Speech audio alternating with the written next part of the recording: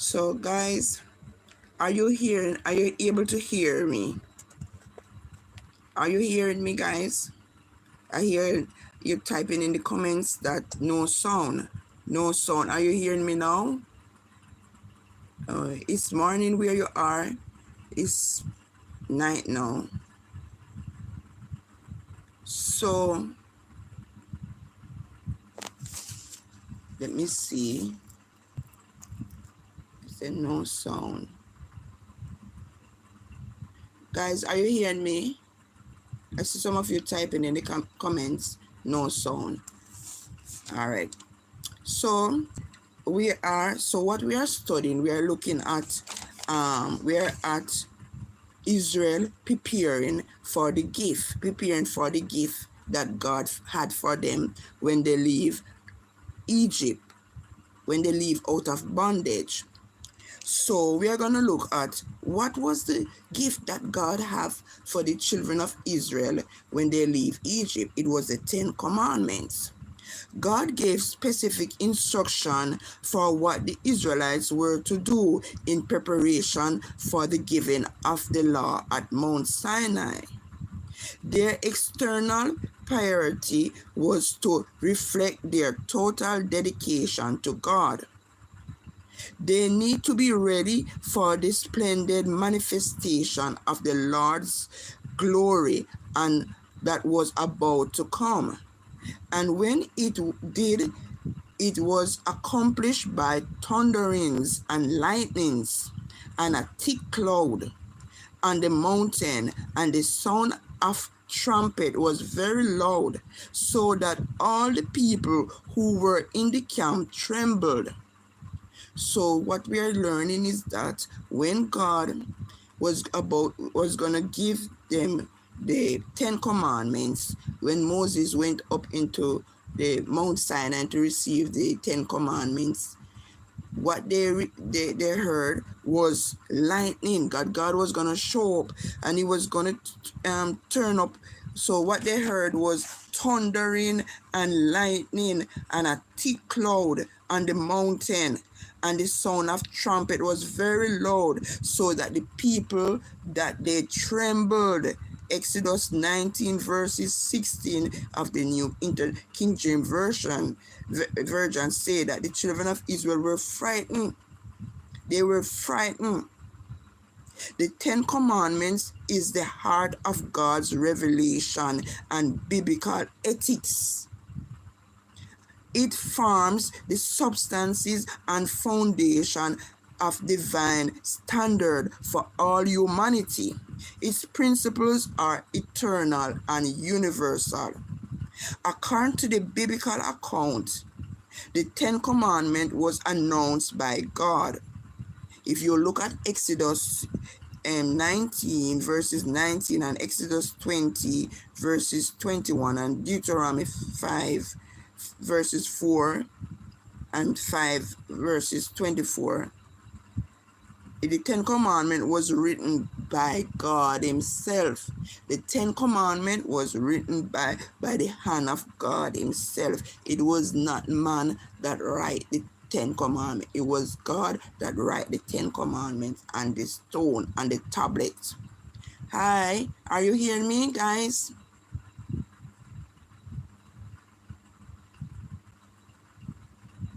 Yes, we are going there. We remember that the children of Israel, after they came out of Egypt, they built a golden calf.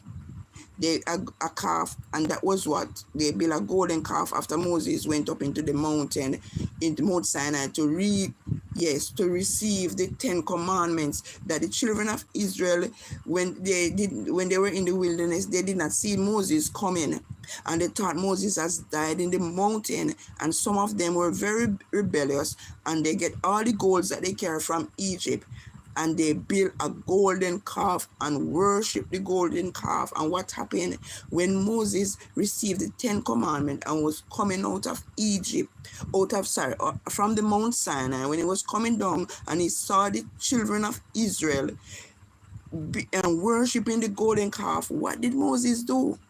Moses took the tablet that God had write the 10 Commandments out of, and with anger, he threw it. The Bible says he threw it at the golden calf.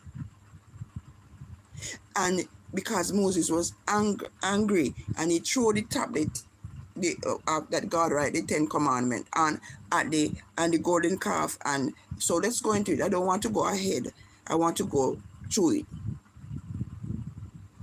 Yes, we have a lot of nations. We have a lot of nations with all that, that still worship idols up to date. You're correct. You're true. That's very true.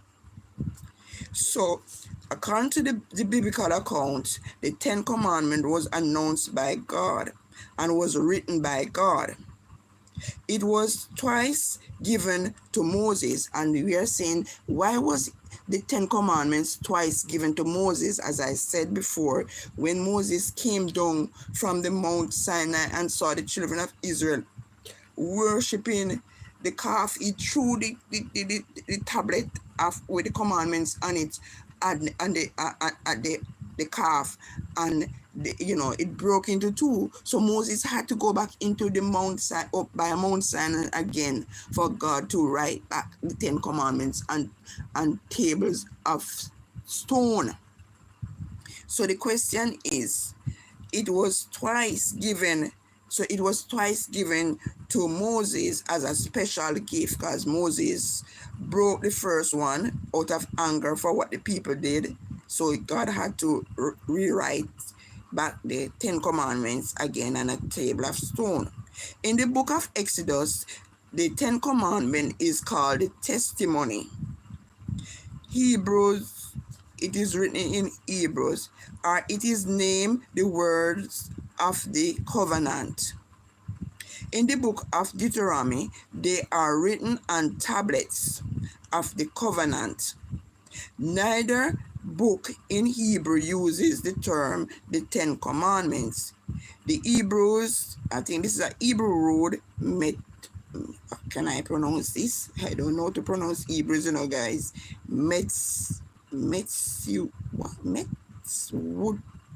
I can't pronounce this one, guys. I can't pronounce. It is Mitzwot. I think this is a Hebrew word.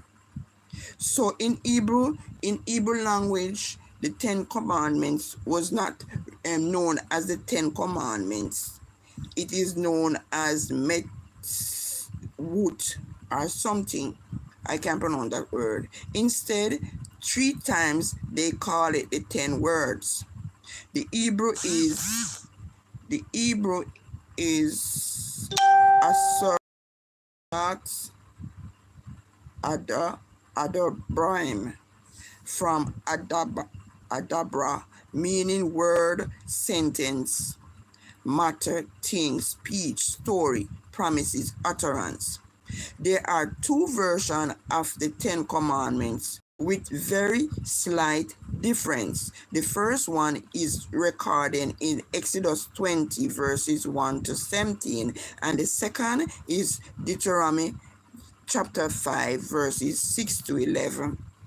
The second version presented orally by Moses, because if you can realize that the 10 Commandments was written on table, it was written on tablets first until they're written on the scrolls. But if the children of Israel used to recite it orally too. They used to recite the 10 Commandments orally as well as it is written. So there are two versions of it, the written one and the oral one. There are 2 versions of the 10 Commandments with very slight differences. The first one is recorded in Exodus 20 verses 1 to 17, and the second is in Deuteronomy 5, 6 to 11. The second version, presented orally by Moses to Israel, occurred almost 40 years after Sinai. So guess what?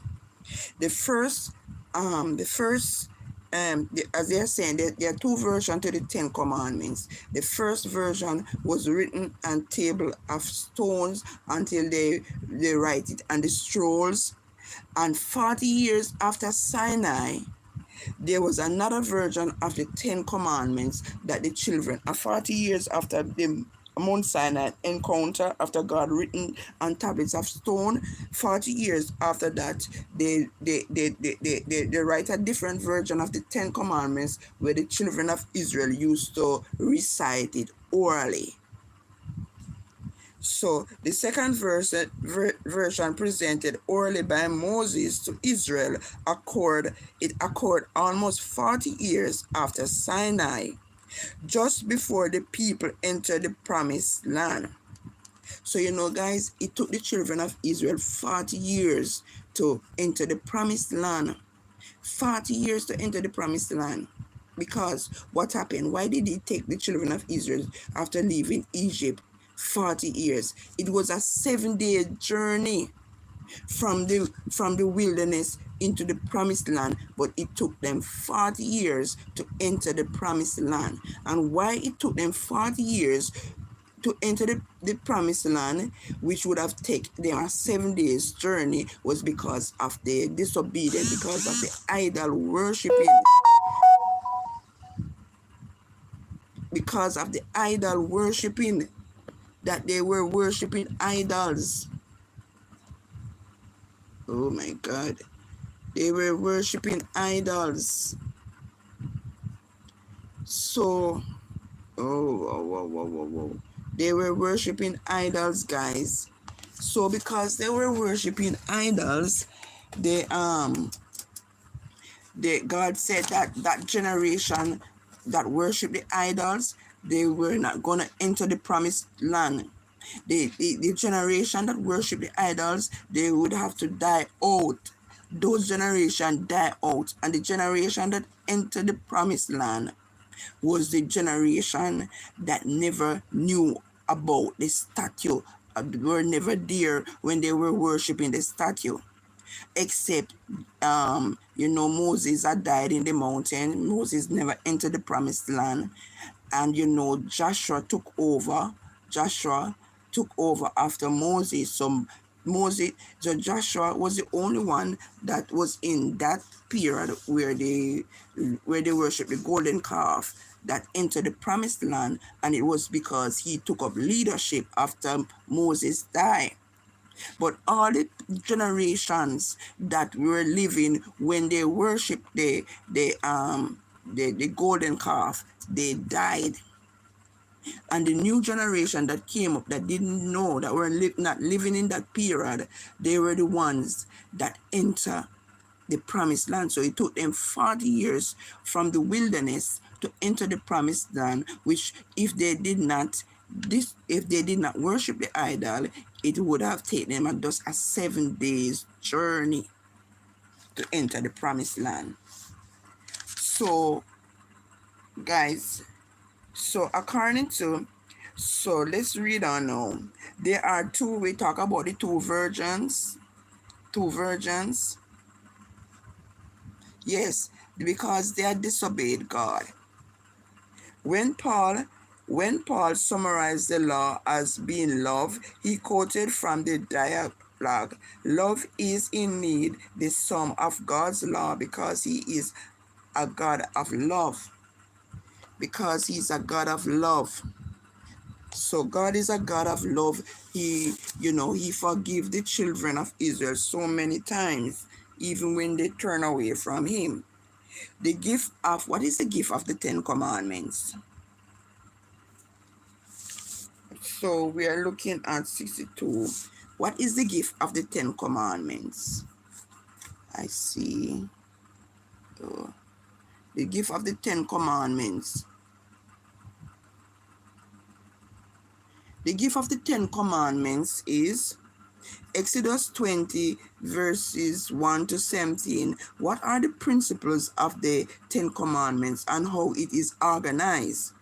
Note that the 10 Commandments does not begin with the commands, but with God's gracious action for his people. I am the Lord your God, who brought you out of Egypt, out of the land of slavery. The Lord first shows his grace by giving freedom and salvation to Israel, and only then does he reveal his will. These commandments were to be observed out of love and gratitude for what God did for them. God's key. So, no, Joshua was born after Israelites were in the wilderness for the 40 years. Okay, so you're saying that, yeah, you're correct. So Joshua was born after the Israelites were in the wilderness for the 40 years. So Joshua, yes, Joshua was, because you remember, before Moses died, Joshua was take up leadership. He took up leadership. So Joshua was really there during the time of Moses, So I guess Moses would have trained Joshua on how to take on the mantle.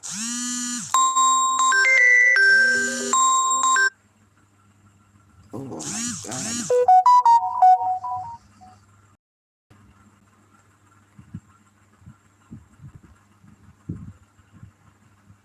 Let me send this here. Hold on, the guys.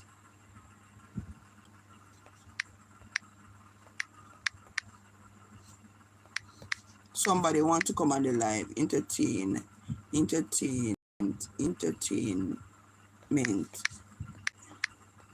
and beyond. And because me they on the live, guys. Because me they on the live, me can't even see what the channel. But somebody want to come on the live, guys. Beyond. And I think it's at. Let me see. It's at God. At will of God. At will of God. At will of God. At will of God.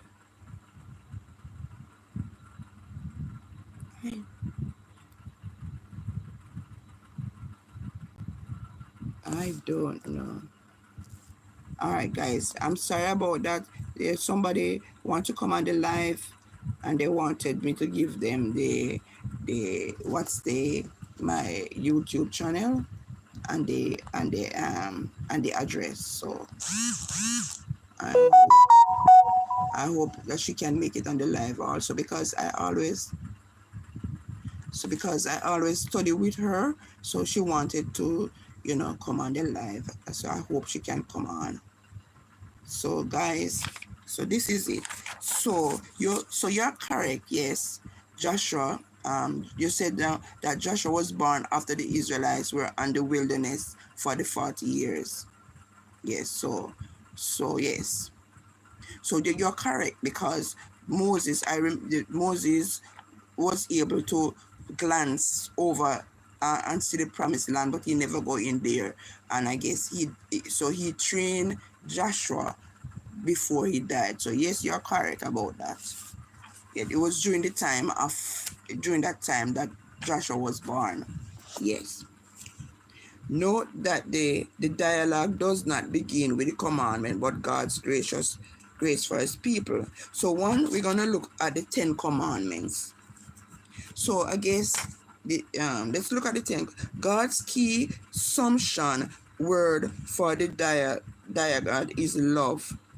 The greatest commandment is the commandment of love, which is expressed in two ways: love to God and love to your neighbor.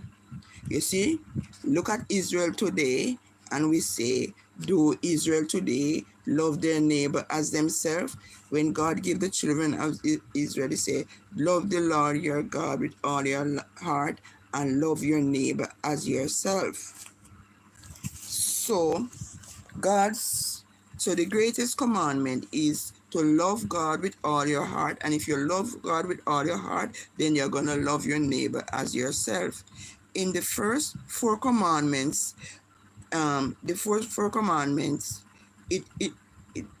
interprets what it means to love God. In the following 6 commandments, the law interprets what it means to love your neighbor. The dialogue begins with honoring God above all, and that is vertically. So you're gonna honor God above all, and then you're gonna love your neighbor as yourself. So honoring God above all is vertical love, and it continues with respecting others, horizontal love. So you're gonna love God with all your heart, and you're gonna love your neighbor and love everyone horizontally. Love everyone as yourself. Honoring and reverence God by giving him the first and the highest place in every situation of your life.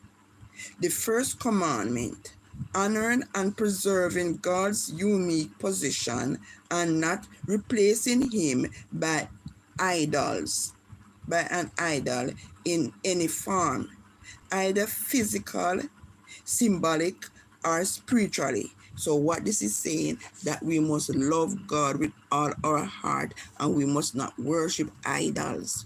We must not worship idols. And we know today, when we speak of idols, we're not only speaking about taking like a calf and worshiping a calf as a golden calf like the children of Israel. We have different ways in our life today that we set up idols.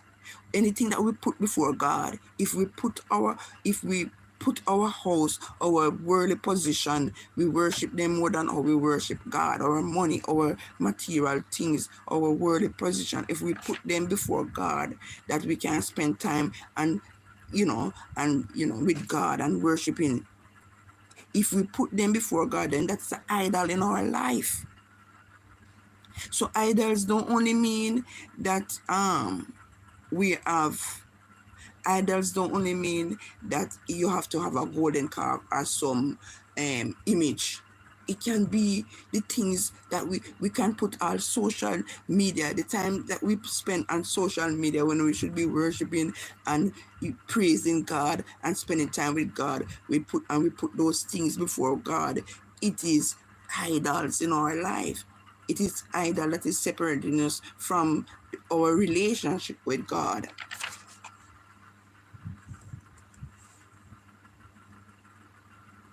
The dialogue interprets what it means to love God so we're going to look at reverence God, reverencing God's name, his reputation and character, honoring his day of rest, the Sabbath day. So guys, honoring and reverent God by giving him the first and highest place in every situation of our life. That is loving God with all your heart. Honoring and preserving God's unique position and not replacing him by an idol or any form, either physical, symbolic, or spiritually. Our purest actions belong to the Lord. The second commandment is loving God and loving our neighbor as ourselves. The third commandment, reverencing God's name. Do not take the Lord's name in vain. Reverencing the Lord's name. So reverence God's name, his reputation and character. The third commandment, do not take the Lord's name in vain. Honoring his day of rest. What is God's day of rest? Honoring his day of rest, the Sabbath, the fourth commandment. The fifth commandment, respecting parents. That is respecting your parents is the fifth commandment. The sixth commandment, respecting life. If we look at the sixth commandment, we can go in detail and look what the sixth commandment is. The seventh, respecting you're supposed to respect your marriage, respect life, respecting people's property, respecting the reputation of others. But we're gonna look at the 10 commandments in detail as it is written in the Bible. We know how it is written in the Bible. This is just a summary of our explanation of what the commandments mean. Respecting self so that no selfish desire will mar our character. As Jesus, yes, what are you reading from? It is inside in the scripture. So what am I reading from right now? I am looking at the quarterly. This is the this is a 7-day Adventist quarterly. You can download this book. You can download it on your phone, the Adventist quarterly. So what we do, we have this quarterly where we go through we study when we go to church as a Sabbath class. We're gonna discuss these. We are looking at the children of Israel in Egypt and so forth, and we are dealing with the children of Israel and what they went through from when they were in Egypt and the plagues that take them and so forth, and when they came out of Egypt in the wilderness and all of that. So this quarterly runs from July to September. So from July to September, we are looking at the Exodus experience. This is what we are looking at, the Exodus experience of the children of Israel. So this quarter, July to September, we are looking at the Exodus of God's people and what they went through from Egypt, all of what happened in Egypt to the wilderness, to and all what happened in the wilderness before they went to the promised land. That's what we are looking at. So as Jesus himself said, if you love me, you will keep my commandments. Thus, true obedience is simple an expression of love and attitude towards Jesus. A love expressed most powerfully in how we treat our neighbors. So thank you for your understanding. Yes, the movement of God's people. So the different functions of God's law. So we are going to look at Wednesday's lesson. So guys, as you go through the quarterly, this week we are on the topic. So guys, this week we are on the topic. Every week we have a topic, and this week from August the 16th to August the 22, which is today, we are looking at the covenant at Sinai. So this is what we this week we were supposed to study, so that when we go to church tomorrow, when we gather at in our Sabbath school, we can discuss this week's lesson, the as I said, the covenant at Sinai. So right now I am at Wednesday's lesson. The different function of God's law. What are the different functions of God's law? So guys, let us look at the different function of God's law. The law of God revealed God's character, who he is. As God is holy, righteous, and good, so also is his law.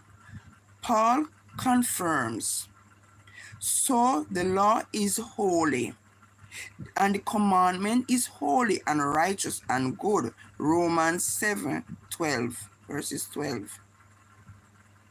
In the Bible, the law of God is seen in a very positive light. Matthew 5, verses 17 and 18, John 14:15, 1 Corinthians 7, verses 19. The law helps keep one from evil and give wisdom, understanding, health, prosperity, and peace. God's law is like a fence that creates a large free space for life and for life. So guys, so we are looking at Wednesday's lesson. So The next lesson is the law of God. The law of God promised for us. So what this lesson all about, guys? We're looking at the Israel of the Bible. You know what come to my mind, guys, when I study, we're looking at God's chosen people then. How God has brought them out of bondage, out of many slavery. And how much time Israel turned away from God in idolatry. But because of the promise that God had made unto Abraham, that he always forgive his people, he always forgive them when they turn away from the idols. And God's people is today the people of God that say that they're Israel, supposed to be know what they're supposed to do is to live a life. But as I said, the Israel of today don't believe in Jesus. I don't know, but I don't know, but the Israel of today don't believe in Jesus. So we are spiritually Israel, because when Jesus came and made that ultimate sacrifice, when he came and died on the cross, Jesus made the ultimate sacrifice for mankind. A new covenant was formed. You don't have to go and kill any cat, no lamb, no dove or anything to for our sins. Jesus is the ultimate sacrifice. That when we sin, we can ask for forgiveness. So the question is, do you believe that Christ, when Christ came and died, he died for all mankind, or he just died for the children of Israel? Because some people believe that when Christ came, Christ came and died for Israel and not for the whole world. But God, in order for God to redeem the world, he had to choose. He had to pick a nation that wasn't worshiping idols for his son Jesus Christ to come to be born from that lineage. A nation that wasn't worshiping idol, and Israel was that nation. So God was, guiding Israel, and he was there with Israel so that the people can be a peculiar people, a holy people unto him. So when he sent his son to die on Calvary's cross, he was coming to a people that don't worship idols, that serve God. So that was Israel's purpose, was for the Messiah to come through them. And once Jesus came through the Messiah, when Jesus come as a Messiah through that line, through those lineage, then he's gonna die. But when he died, he's gonna die for all mankind. All mankind, not only for the Israel, the bloodline of Israel then, but every nation. Jews and Gentiles are grafted in. Also, Gentiles are grafted in. He said, if you believe in me, you are Abraham's seed. So when you take on Christ, you now become Abraham's seed. So it's not a physical, a bloodline anymore, but when you take on Christ and you believe in Christ, no, you are Abraham's seed. You are the spiritually Israel. So it's not about a bloodline anymore, but obedience to Christ, giving your life to Christ, worshiping Christ.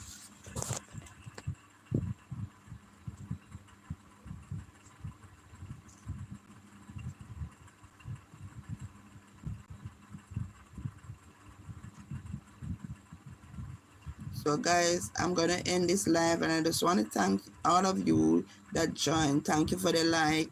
Thank you, guys. If you have any, thank you for the response.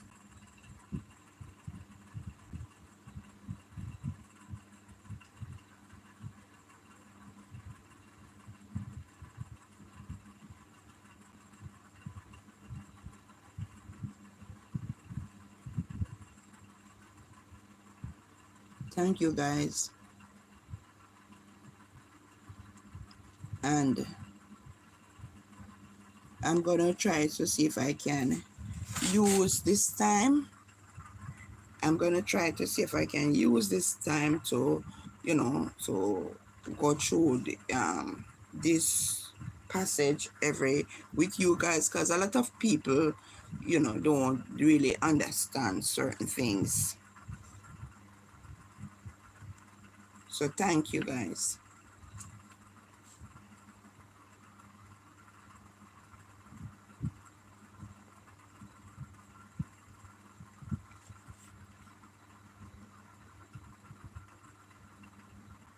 Bye, bye, bye. So, guys, I just want you to know that God is the same God. Jehovah God is the same God of Moses then. He's the same God today. And he wants us to live in peace. He wants us to love our neighbors as ourselves. Those of us that are out there and not worshiping Christ, not you know worshiping Christ, not being obedient to God's commandment and his word, I just want you to know that it is full time. When I look around the world and I see starving children, I see people treat others badly. I know the Bible talk about a lot of these things are going to happen in the end time, and Bible prophecy has to come true. Bible prophecy has to come true. So guys, I just want to say we have to make sure that we live a life that is pleasing in God's sight, that when he comes back, when he comes, we can be with him in heaven when he comes back. We can be with him in the world made new when he comes back.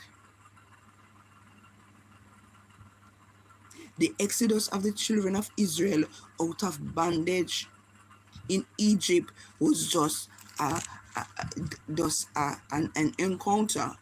But there are going to be an exodus for the righteous that serve, that worship Christ, that worship God, that obey God. There's going to be an exodus when he comes back for those people to take them where he is. And those that did not worship him, those that worship the golden calf, and they were killed in the wilderness. So those that don't worship Christ, don't worship the true and living God, when he comes back, they're gonna die. But those that worship him will enter into the promised land.